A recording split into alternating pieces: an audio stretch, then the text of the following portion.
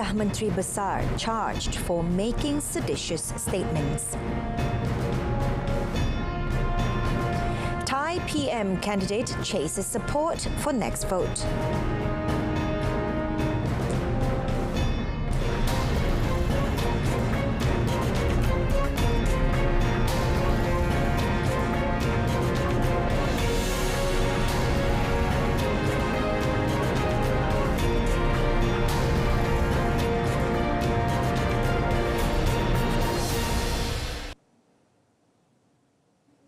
Good afternoon. Welcome to Updates at Noon with me, Renee Fong.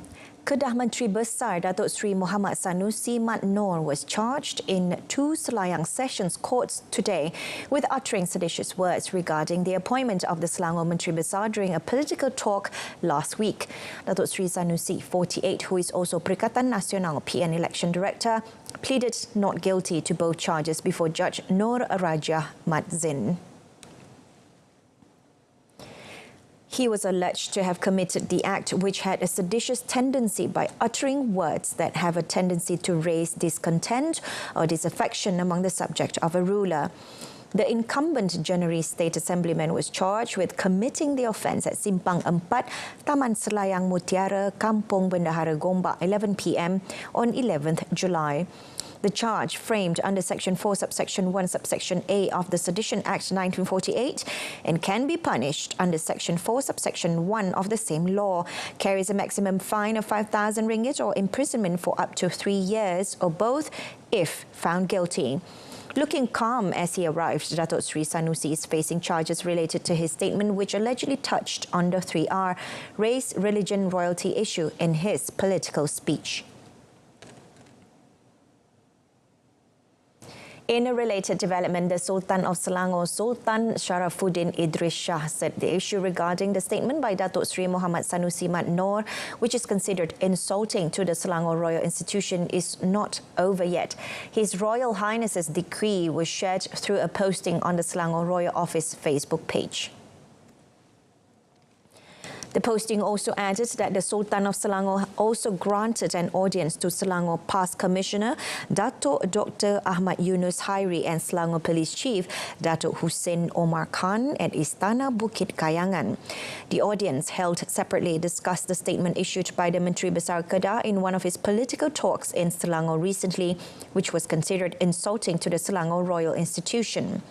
On Saturday, Datuk Seri Sanusi apologised to Sultan Sharafuddin regarding the statement that allegedly questioned the authority of the Selangor Royal Institution on the appointment of the state's Menteri Besar. According to media reports, Datuk Seri Sanusi allegedly made the remark at a Perikatan Nasional PN ceramah, and a video recording of the matter has gone viral.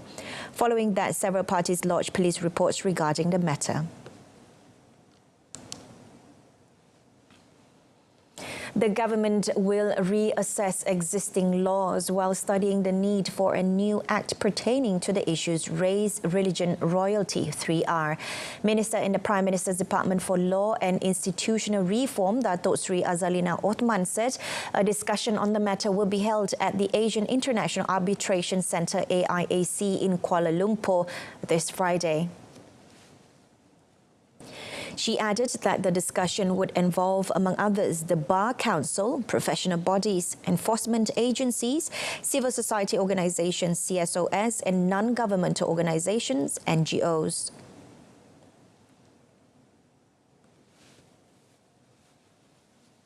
Kita akan bincang lebih dalam kabinet lah di segi pandangan sebab majlis peguam, badan profesional, NGO, CSO, kita akan jemput lah untuk berdialog dengan agensi kerajaan untuk melihat adakah ini satu masalah ataupun undang-undang ada mencukupi ataupun perlunya satu undang-undang yang baru yang kuasai jenayah. Benda tu kita nak masih kaji.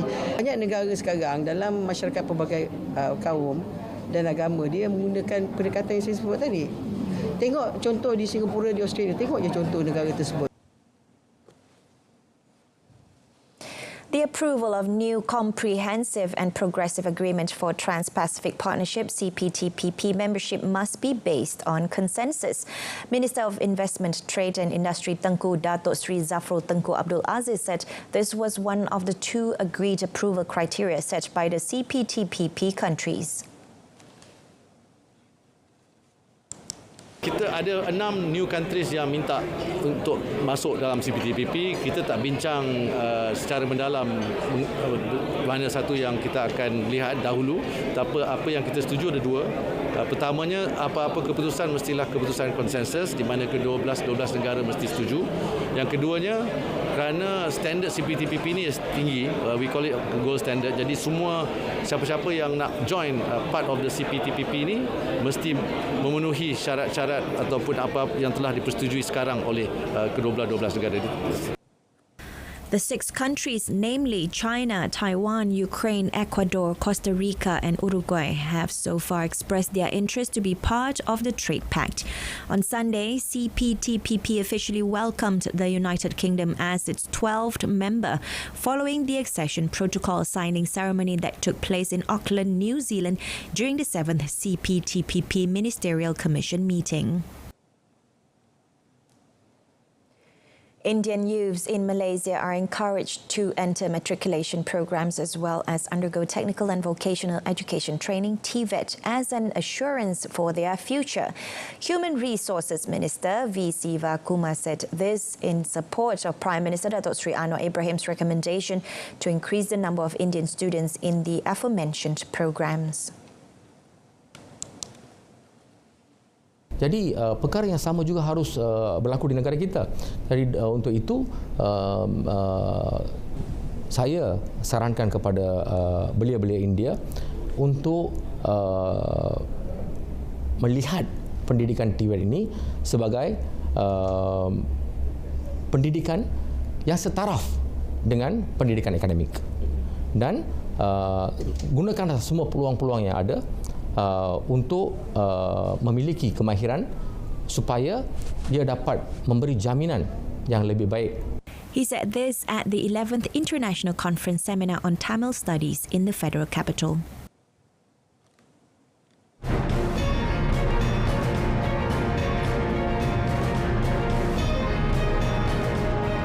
Russia ends grain export deal. That and more coming up right after this short break.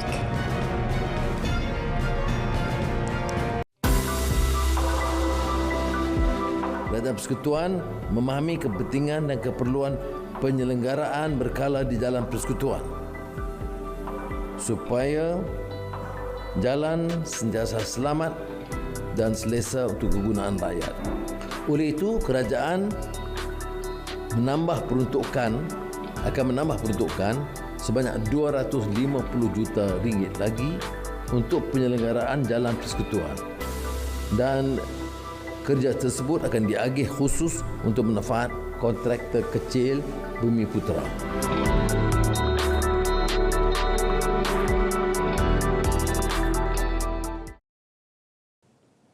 You're back with me, Renee Fong. The Liberal reformist seeking to become Thailand's Prime Minister said he was marshalling support for his next tilt at the job after military-appointed senators foiled his first attempt.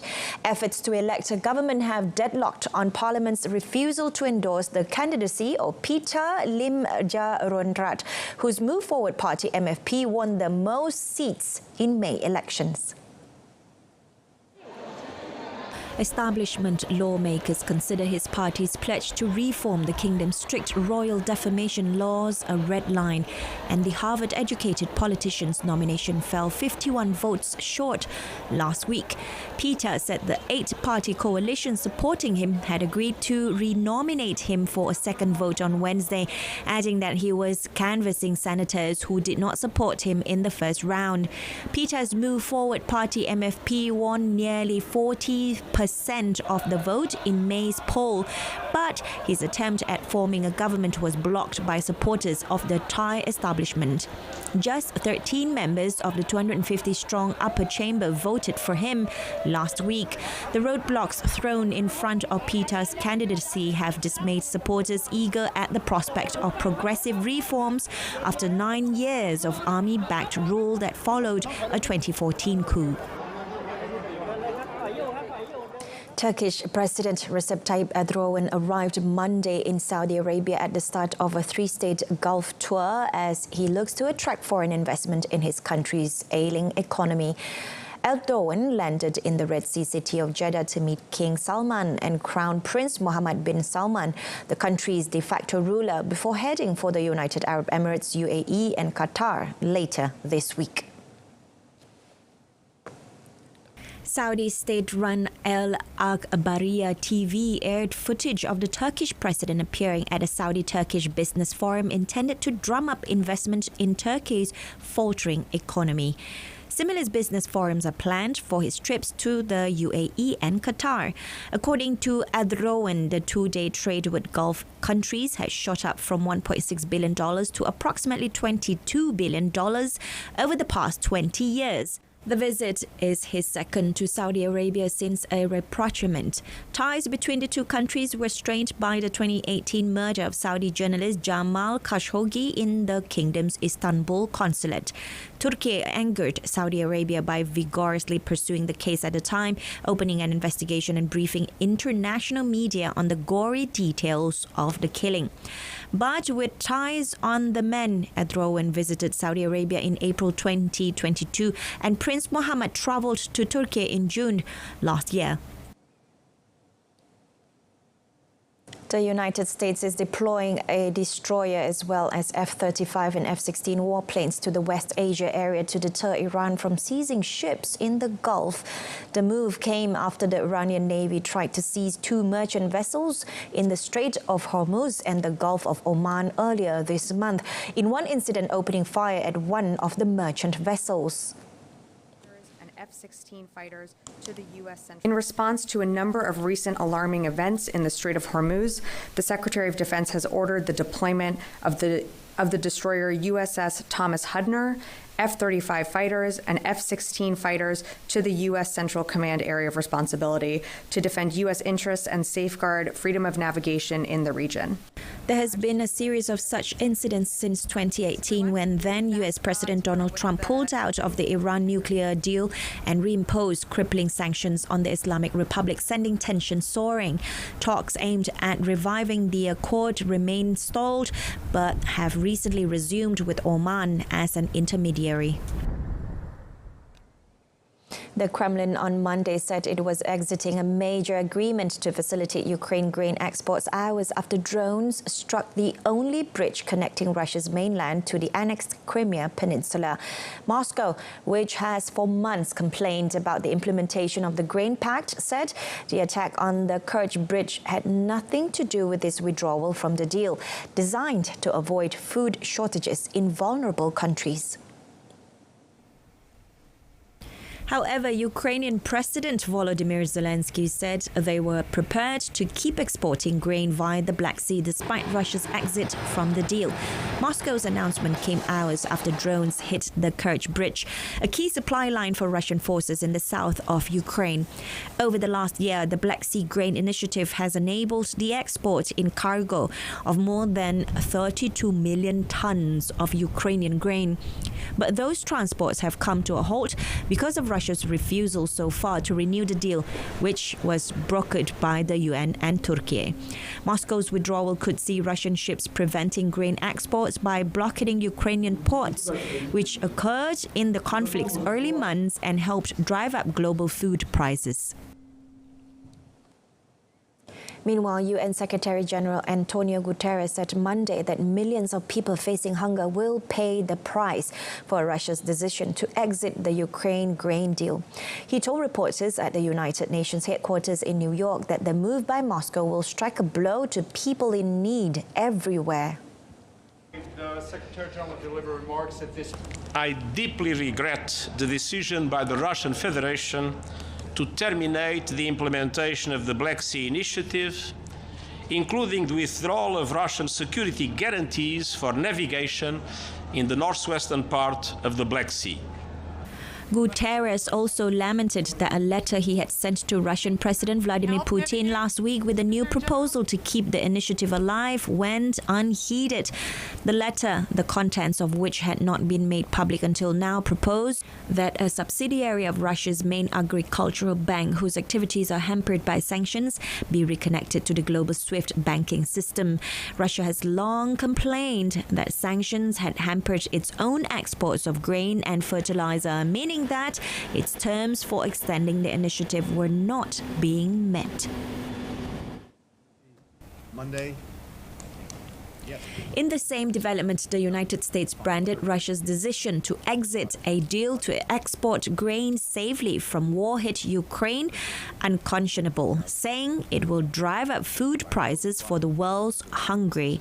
So the result of Russia's action today, weaponizing food, using it as a tool, as a weapon in its war against Ukraine, will be to make food harder to come by in places that desperately need it and have prices rise. We're already seeing the market react to this as prices are going up. Monday. A small plane crashed into a hangar at an airfield near Warsaw on Monday, killing 5 people. Rescuers said 3 people were aboard the plane when it collided with the corrugated iron hangar, where 13 people were sheltering from a storm. Warsaw Police spokesman Sylwester Marczak said 5 people died and 8 others were injured, adding that the pilot was among the dead. The plane came down in the village of Kerchino, 47 kilometers from Warsaw, at a small airport known for parachute jump training. The Cessna aircraft had been adapted to carry parachutists. The local fire department posted a photo on Facebook showing the tail of the plane sticking out of the hangar. Marczak said police were alerted shortly after at 17:30 GMT and would launch an investigation. 8 people, including 7 members of one family, were killed in Cairo yesterday when a residential building in Egypt's capital collapsed. A statement from the public prosecution said the building in the city's Hadayeg al-Koba district completely collapsed, killing 8 people. According to the statement, civil defense workers pulled out 9 people, while another 5 were able to leave the property before it fell down. It said the woman and 2 residents gave testimony suggesting that the collapse was caused by a resident who recently knocked down walls in his first-floor flat, despite neighbors asking him not to do so. The prosecution ordered the arrest of the building's owner, the contractor in charge of the works, and one of his employees for questioning. A large portion of the buildings in central Cairo date back to the 19th and early 20th centuries, and many are dilapidated or in some cases have been abandoned. Egypt has seen a number of deadly building collapses in recent years, both because of the poor state of some and also because of non-compliance with building and town planning regulations. Temperatures reached new highs on Monday as heat waves and wildfires scorched swaths of the northern hemisphere, forcing the evacuation of 1,200 children close to a Greek seaside resort. Health authorities have sounded alarms from North America to Europe and Asia, urging people to stay hydrated and shelter from the burning sun in a stark reminder of the effects of global warming. Near Athens, a forest fire flared in strong winds by the popular beach town of Loutraki, where the mayor said holiday camps for youngsters had come under threat. Emergency services were also battling wildfires in Kouvaras and the resorts of Lagonisi, Anavisos and Saronida near Athens. Europe, the globe's fastest warming continent, was bracing for its hottest ever temperature on Italy's island of Sicily and Sardinia, where a high of 48 degrees Celsius is predicted. The United Nations validated the European heat record of 48.8 degrees Celsius set in Sicily in 2021. World Meteorological Medical Organization WMO Secretary General Peteri Tala said the extreme weather is having a major impact on human health, ecosystems, economies, agriculture, energy and water supplies. She said this underlines the increasing urgency of cutting greenhouse gas emissions as quickly and as deeply as possible. Marine rescuers on Sunday said they were dealing with a mass stranding of pilot whales on a beach on the Outer Hebrides of northwest Scotland. The British Divers Marine Life Rescue Charity said police alerted them to the incident on the Isle of Louise at about 600 GMT. Reports so far suggest there are around 55 animals. However, the latest update from the scene indicates that only 10 are alive. Pilot whales are part of the cetacean family, which includes dolphins and can grow up to 6 meters in length and weigh a ton. It was not immediately clear why they have become stranded, but scientists who have studied the phenomenon believe some pods go off track after feeding too close to shore. The rescue charity said they were notorious for their strong social bonds. So often when one whale gets into difficulty and strands, the rest follow, leading to more of them stranding. Police Scotland confirmed that its officers were part of the rescue operation at Tolsta, Stornoway. The Maritime and Coast Guard Agency said it had also responded to the incident.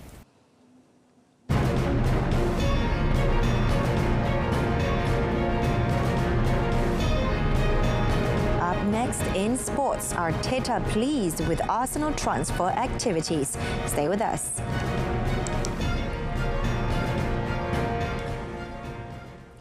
Arsenal manager Mikel Arteta said he was happy with the speed of the Premier League club's transfer business in the closed season window, and there could be further additions to the squad. Arsenal completed the transfer of Declan Rice from West Ham United for £105 million on Saturday. The England midfielder was their third signing of the window after Kai Havertz and Jurriën Timber. Very pleased, obviously, as you can imagine. We signed the players that we wanted. We signed them early, and they seem to start to adapt to the team really fast. And we have some time now to prepare, and for them as well to give them the best chance to express themselves the right way. And to that, obviously, they need to experience a few days how it looks like Arsenal. Arteta told reporters ahead of Arsenal's pre-season friendly against a Major League Soccer MLS All-Star side tomorrow in Washington that he was pleased with the way that transfers have gone. He said that each of the new signings brings something special to the team. Arteta also said that Lionel Messi signing with Inter Miami will bring more attention to and strengthen the United States football arena. Manchester United are reportedly on the verge of clinching a deal to sign Inter Milan's Cameroonian goalkeeper Andre Onana. Media reports suggest United and Inter agreed a fee late on Sunday worth in the region of €50 million, with Onana agreeing terms for a contract until 2028. Onana would reunite with Erik ten Hag, his former manager at Ajax. The 27-year-old could make his debut against Arsenal in New Jersey in the United States tour later this week on Saturday, with United also facing Real Madrid and Borussia Dortmund on the trip. Onana made 41 appearances in all competitions during his solitary season at the San Siro as Simone Inzaghi's side captured the Coppa Italia and Supercoppa Italiana while reaching the final of the Champions League. United saw David De Gea leave as a free agent following the expiration of his contract. Meanwhile, Inter, who also lost captain and backup goalkeeper Samir Handanovic, are working on bringing in goalkeepers Anatoly Trubin from Shakhtar Donetsk and Jan Sommer from Bayern Munich, according to Italian media reports. Barcelona's new midfielder Ilkay Gundogan said it was an easy decision to join the Spanish Giants, mainly because of the role he expects to take as a mentor for the team's young squad. The German international 32 was presented at Barcelona's training facilities on yesterday following the signing of a 2-year contract on a free transfer after his departure from Manchester City. He captained the English club to the Premier League, FA Cup and Champions League treble last season, ending a successful 7-year stint in England where he won 12 major trophies in total. When asked about Barcelona's youth and talent in midfield, especially Gundogan said he had a lot to offer the team with his experience. Having worked under former Barca manager Pep Guardiola at City, Gundogan expected an easy transition to life at the La Liga champions with manager Javi Hernandez. With my experience, especially from these last few months, but also throughout the years that I collected at Manchester City, I think I can help the team to bring it to a new level, to new heights. I think the foundation is great. What the team has done in the last year was unbelievable. I think the mix between young, talented players and the right experience that you need, to win the biggest titles is perfect. Australia's state of Victoria will not host the 2026 Commonwealth Games due to projected cost overruns, placing the future of the quadrennial multi-sport gathering in doubt. Victoria State Premier Daniel Andrews said the cost of the Games could blow out to more than 7 billion Australian dollars, equivalent to about 4.8 billion US dollars if they went ahead. It was reported that the initial budget for the Games was 2.6 billion Australian dollars. Andrews said Victoria had already informed the global governing body Commonwealth Games Federation CGF, but the cost of breaking the 2026 contract was yet to be decided.